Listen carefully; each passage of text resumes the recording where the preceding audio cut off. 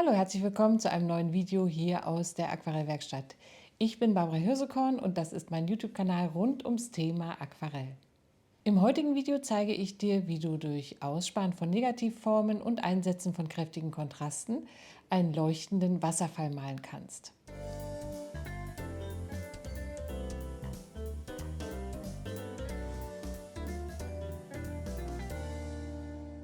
Vor einigen Wochen war ich mit einer Malgruppe in der Schweiz. Diese Malreise führte uns ins Berner Oberland, wo es außer den hohen Bergen und grünen Wiesen natürlich auch viele Wasserfälle gibt. Eine Woche waren wir unterwegs und haben während unserer Wanderung die Skizzenbücher gefüllt. Draußen in der herrlichen Natur zu malen und dann noch mit so einer netten Gruppe zusammen, es war einfach herrlich. Ich habe ein volles Skizzenbuch und viele schöne Erinnerungen mitgebracht. Und den Wasserfall aus dem Skizzenbuch male ich im folgenden Video. Zu Beginn werfen wir erst einmal einen Blick in mein Skizzenbuch und schauen uns die Bilder an, die auf dieser wirklich wunderbaren Reise entstanden sind.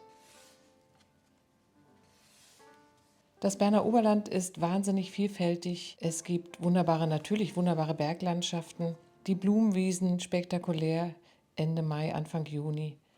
Und der Thuner See ist natürlich auch ein wunderbares Motiv. Hier, das war in der Nähe von Lauterbrunn mit Blick auf die Schneeberge. Auf der Lombachalb ein ganz wunderbarer Tag mit außergewöhnlichen Blumen dort oben auf der Alp. Zum Beispiel hier habe ich gemalt das Männertreu, eine Orchideenart, wie ich glaube. Interlaken im Berner Oberland haben wir natürlich auch besucht. Hier wieder die schönen Grüntöne Ende Mai, Anfang Juni. Das sind jetzt stellenweise Kursdemos. Hier auch die Wasserfälle. Das Wasserfallthema war ein Wunschthema der Gruppe und wir haben es dann abends in unserem Atelier im Hotel umgesetzt und dieses Motiv hier werde ich heute auch für euch malen. Das war ein Tag in Thun, eine ganz zauberhafte Stadt mit einem schönen Blick vom Thuner Schloss auf den See.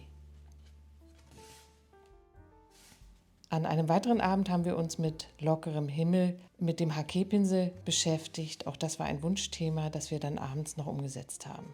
Und hier das letzte Bild, unser Bergdorf Habkern, in dem wir gewohnt haben, mit der schönen Kirche und den Häusern hier am Hang. Für das heutige Motiv verwende ich folgende Materialien: Yellow Ocher, Sienna gebrannt, Cobalt Türkis Light, Hookahs Green, Permanent Alizarin Karmesin, Neutraltinte, Zylinblau und Titanweiß von der Firma Winsor Newton, Ultramarin Feinst von Schminke. Ich male auf Baumwollpapier der Firma Arches, 300 Gramm Graphit, das Format ist ungefähr DIN A4. Zum Malen verwende ich meinen Rotmarderpinsel in der Größe 10, meinen Eichhörnchenhaarpinsel in der Größe 12, den synthetischen Rundpinsel zum Spritzen in der Größe 6 und den Flachpinsel zum Auswaschen in der Größe 10. Diese Pinsel sind aus meiner eigenen Pinselkollektion. Die Pinselkollektion können Unterstützer unseres Kanals per E-Mail bei mir bestellen. Außerdem brauche ich für dieses Motiv den HK-Pinsel in der Größe 1 und eine Zahnbürste zum Spritzen der kleinen Spritzer des Wasserfalls. Hier liegt die Skizze für mein Wasserfall-Aquarell und ich habe hier 2 Fotos mir ausgedruckt vom Sujet. Da haben wir einmal das Schwarz-Weiß-Foto und hier ist das Farbfoto. Im Schwarz-Weiß-Foto kann ich immer etwas besser sehen, wie die Tonwerte sich verhalten. Und um das Wasser wirklich zum Leuchten zu bringen, möchte ich einige von den hellen Tonwerten hier im Hintergrund ein bisschen eliminieren. Also ich werde hier ein bisschen mit dem Stift die hellen Farbtöne wegnehmen und wir werden dann gemeinsam sehen, wie das Wasser als Fokuspunkt des Bildes noch besser zum Leuchten kommt, wenn ich all das hier eine Stufe dunkler male. Ich werde im Hintergrund natürlich schon Farbvariationen und auch Tonwertvariationen einsetzen, aber dieses ganz helle Licht- und Schattenspiel hier im Wald kann so ein Motiv ein bisschen durcheinander bringen und für Verwirrung sorgen und deshalb ist es gar nicht schlecht, jetzt sich hier zu entscheiden, den Tonwert dunkler zu setzen. Wir sehen jetzt schon, der Fokus kommt etwas besser heraus, der Wasserfall leuchtet und ist für den Betrachter im Bild einfach besser lesbar. Meine Skizze und die Referenzfotos sind für alle Unterstützer unseres Kanals wieder auf der Steady-Seite hinterlegt und dort zum Herunterladen und Nacharbeiten bereit. Die Unterstützer unseres Kanals bekommen ja zusätzlich zur ungekürzten Version des Videos immer auch eine Extraübung zum Thema. Und heute geht es in der Extraübung für alle Unterstützer um das sogenannte Konsistenzproblem. Das heißt, wir sprechen darüber, wie nass ein Untergrund sein darf und wie nass oder trocken der Pinsel dann sein muss, um mit Erfolg Farbe in einen nassen Untergrund einzuarbeiten und um auch Farbe noch einmal dunkler nachzulegen in eine schon vorhandene Fläche und dabei weiche Kanten zu bekommen.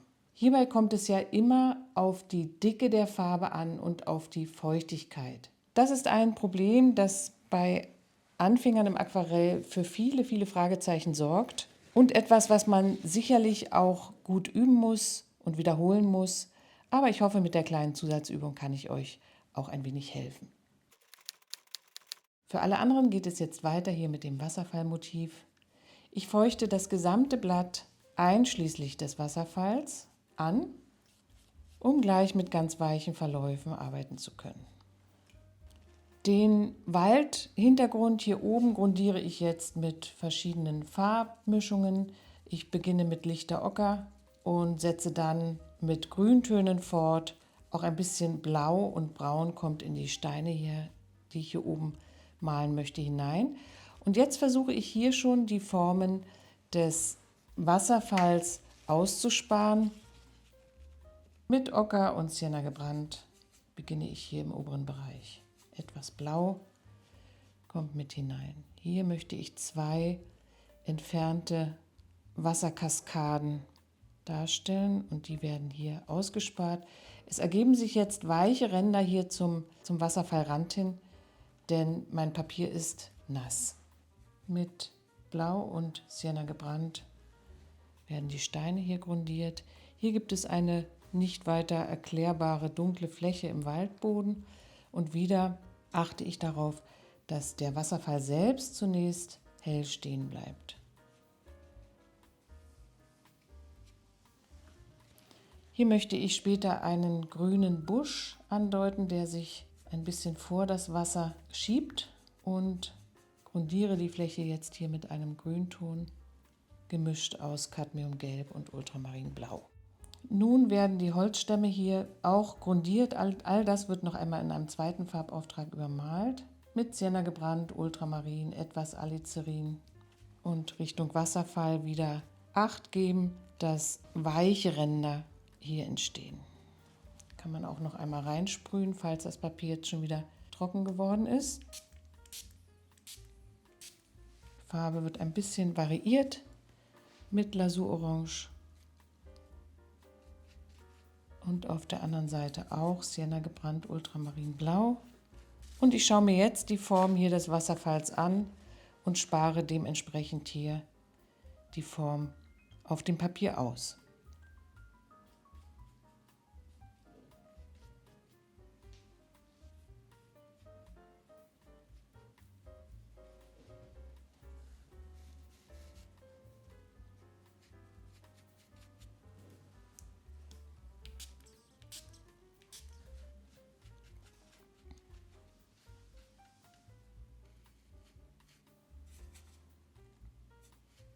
Hier ist nachher ein großer Stein geplant. Auch hier oben wird es Steine geben. Und das wird schon entsprechend grundiert. Auch hier habe ich nachher einige Steine liegen im Wasser. Ich variiere die Steinfarbe jetzt mit Kobalttürkis Light und Alizarin. Und etwas Grün kommt hier im unteren Bereich auch wieder dazu. Mit Ultramarinblau und Cadmiumgelb.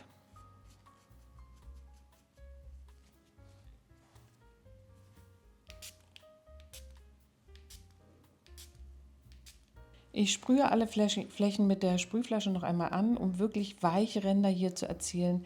Freue mich besonders über so eine Stelle, in der quasi schon ein bisschen Schaum hier von dem Wasser, was nach unten trifft, entstanden ist. Und dann muss das Blatt einmal komplett durchtrocknen. Das Blatt trocknet jetzt einmal durch, bevor es weitergeht, und ich habe noch eine kleine Ankündigung für dich. Die Aquarellwerkstatt geht nach diesem Video jetzt wieder in die jährliche Sommerpause. Das heißt aber nicht, dass es hier auf dem Kanal komplett ruhig wird. Alle 14 Tage wird Bela hier für euch ein Video hochladen. 3-mal wird es diese Sommervideos geben und das sind dann immer Zusammenfassungen aus Livestreams des vergangenen Jahres.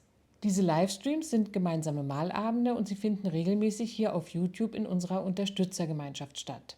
Man erhält den Zugang zum Malabend per Link und kann dann mit mir gemeinsam ein schönes Motiv malen. Falls du bei unserer Community noch nicht mitmachst, ist vielleicht der Einblick in einen solchen Malabend für dich ganz interessant. Also 3-mal wird es so eine Zusammenfassung eines Live-Abends in den kommenden Wochen geben und danach sind wir ab Mitte August wieder mit regulären Videos hier auf YouTube für euch da. Bis dahin wünschen wir euch einen schönen Sommer und jetzt geht's weiter mit unserem Motiv.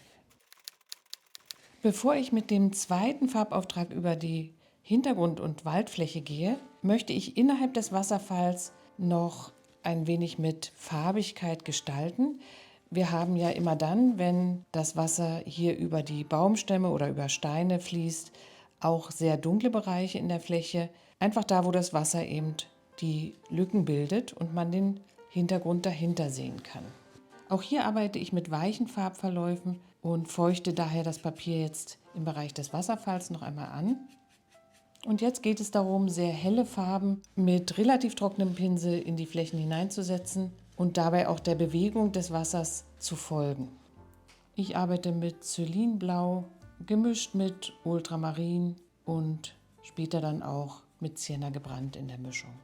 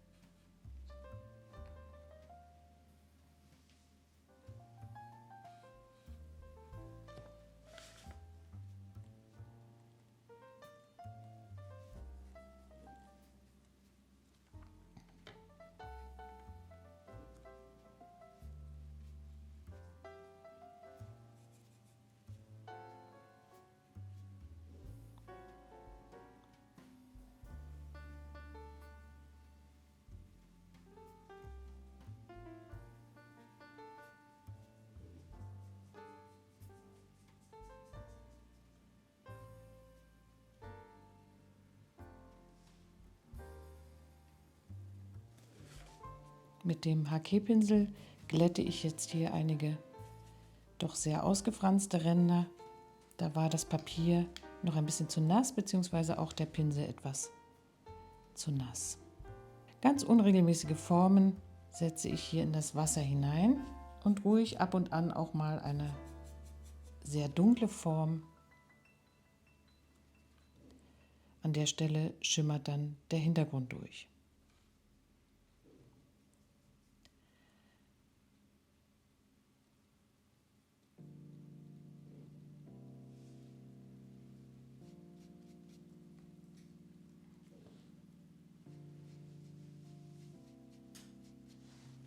Oberhalb der Wasserfallkaskade gibt es immer einen stehenden Bereich, den ich jetzt hier mit waagerechten Strichen andeute.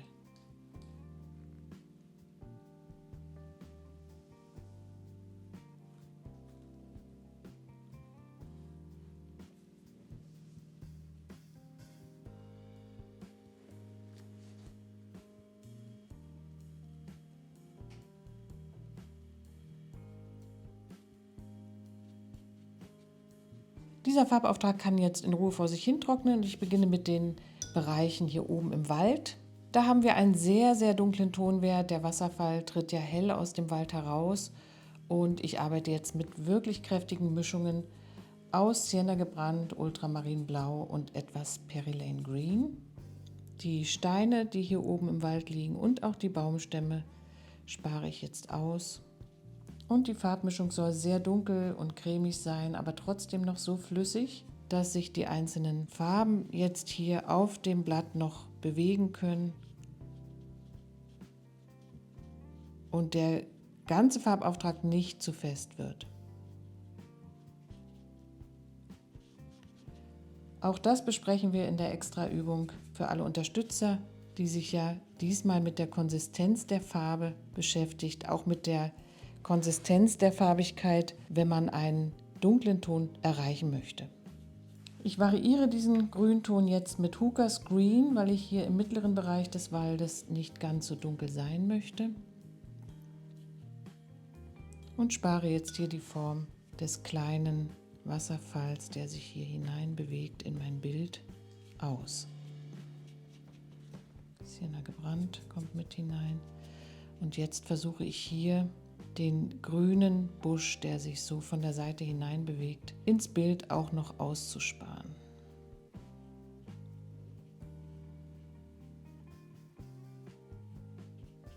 Mit Hookers Green und etwas Ocker mische ich ein etwas helleres Grün. Gehe jetzt hier hinein und deute hier auch noch ein paar Blätter an. Weiter geht es mit den Steinen im linken Bildbereich mit Sienna gebrannt, Ultramarinblau und etwas Rot Alizarin. Bei jedem Stein wird ein bisschen variiert und die hellen Formen der Steine hole ich dann mit dem Auswaschpinsel ganz zum Schluss noch heraus.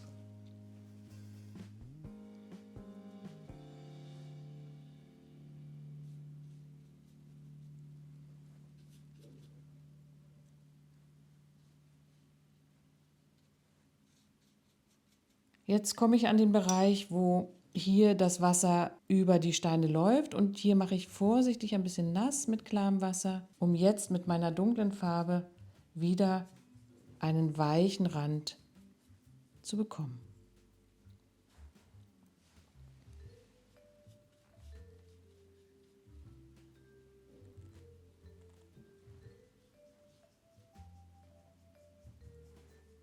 Jetzt bin ich bei meinen Baumstämmen angekommen. Das sind ja hier so Baumstämme, die diese Terrasse bilden, über die sich jetzt das Wasser ergießt.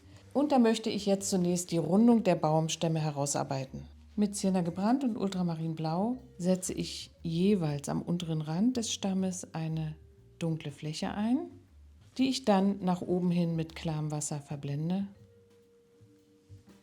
Eine weiche Verblendung ist hier wichtig, damit der Baumstamm wirklich rund erscheint. Bevor ich hier an den Rand des Wassers komme, des Wasserfalls, feuchte ich wieder diesen Randbereich mit klarem Wasser an, damit ich jetzt hier wieder einen weichen und zufälligen Rand des Stammes bekomme. Auch der nächste Baumstamm wird so gemalt.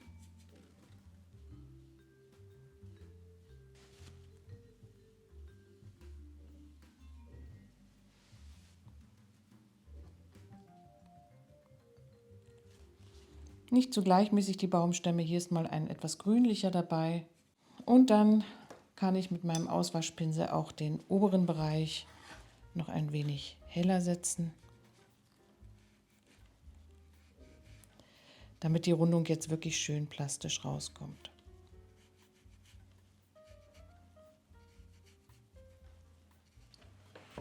Wichtig ist der weiche Bereich hier. Das Wasser soll nach wie vor so ein bisschen schäumen und sich bewegen können. Und Bewegung entsteht immer durch Unschärfe. Ein paar Wassertropfen auf die Baumstämme gibt noch ein bisschen Struktur. Und auf der rechten Seite deute ich jetzt auch ein paar Stämme an. Auch hier wieder vorsichtig nass machen, den rechten Bereich des Wassers.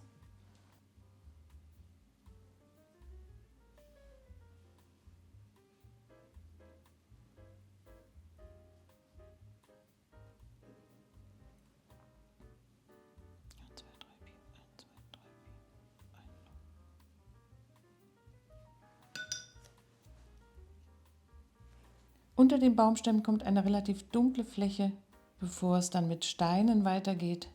Neutraltinte, Sienna gebrannt und etwas Ultramarinfeinst. Und wieder Wasser als Verblendung zum Wasserfall selbst. Die Steine male ich mit verschiedenen Blau- und Brauntönen, etwas heller im Tonwert, das heißt, hier ist jetzt etwas mehr Wasser mit im Pinsel. Ein bisschen Lasurorange, um die Farbigkeit zu ändern. Und auch ein bisschen Perylane Green.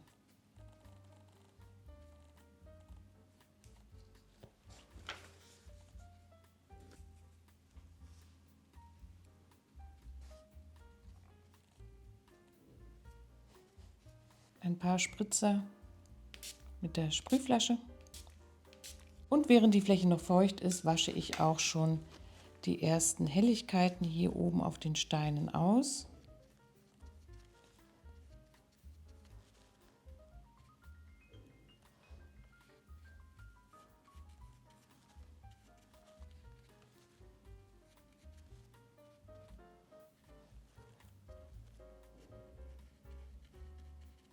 Nun kommt der große Stein, der sich hier auf der rechten Seite in den Wasserfall hineinschiebt.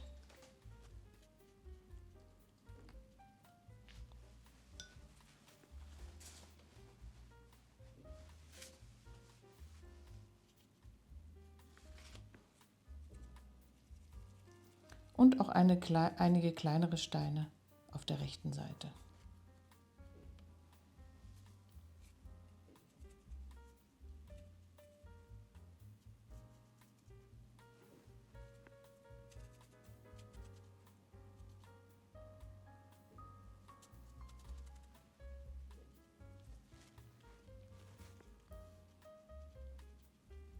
Ein bisschen dunkler möchte ich es noch hier im oberen Bereich im Wald haben.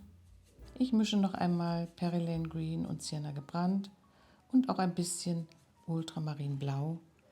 Die Bäume werden ein bisschen eingebettet hier. Die leuchten mir auch noch ein bisschen zu stark in diesem Bereich.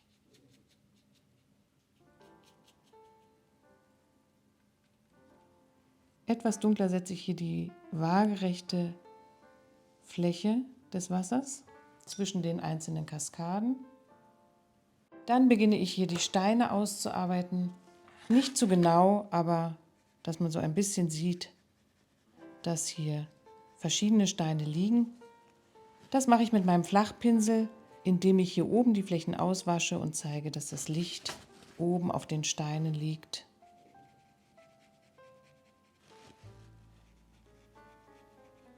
Und ich hole gerade so viel Helligkeit hier heraus, dass das Auge einigermaßen erkennt, dass hier verschiedene Formen liegen. Nicht zu genau. Dann möchte ich hier in dieser Wasserkaskade, in dieser mittleren, noch ein bisschen mehr Definition haben. Ich sehe hier auf dem Foto, dass doch sehr, sehr dunkle Stellen teilweise zu sehen sind. Und deshalb gehe ich da auch noch mal hinein mit einer Mischung aus Blau und Braun. Etwas Kobalt-Türkis Light kommt mit dazu.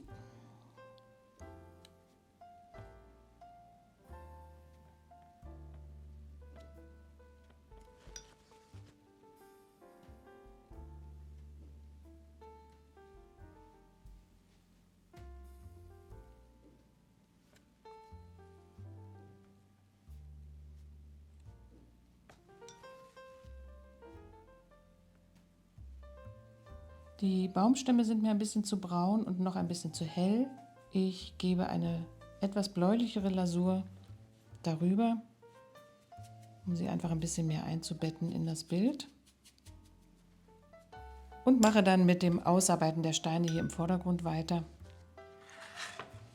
Auch hier gibt es immer jeweils eine lichtbeschienene Seite, die sich oben auf dem Stein befindet.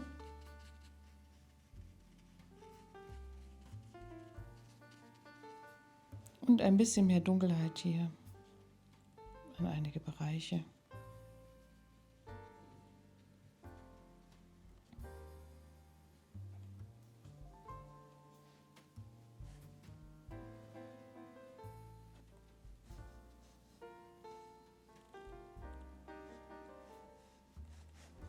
Ein paar dunkle Äste möchte ich hier auch noch einfügen. Arbeite mit trockenem Pinselstrich und einer Mischung aus Sienna gebrannt, Ultramarinblau und Alizarin.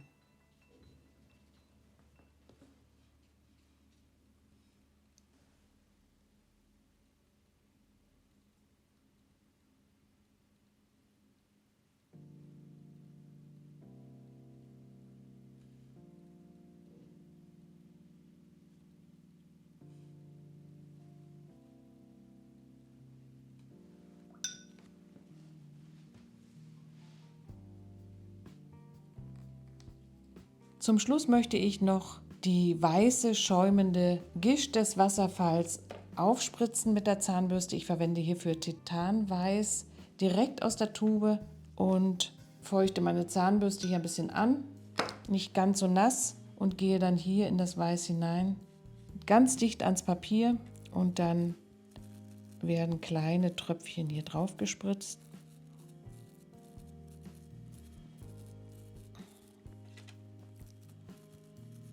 Auch hier oben kann man ein bisschen für Bewegung sorgen noch mit dem Weiß. Und außerdem gibt es ein paar kleine weiße Rinnsale, die noch über die Baumstämme laufen.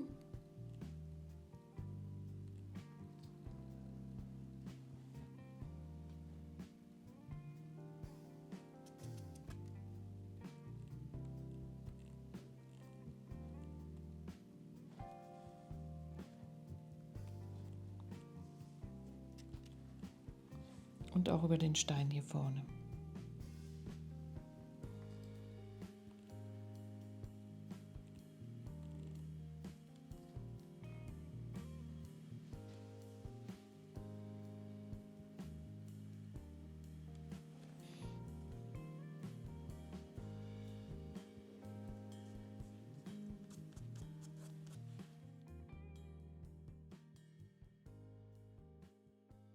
Ich hoffe, das heutige Motiv hat dir gefallen. Du probierst es jetzt auch mal aus und hast Freude an deinem Ergebnis.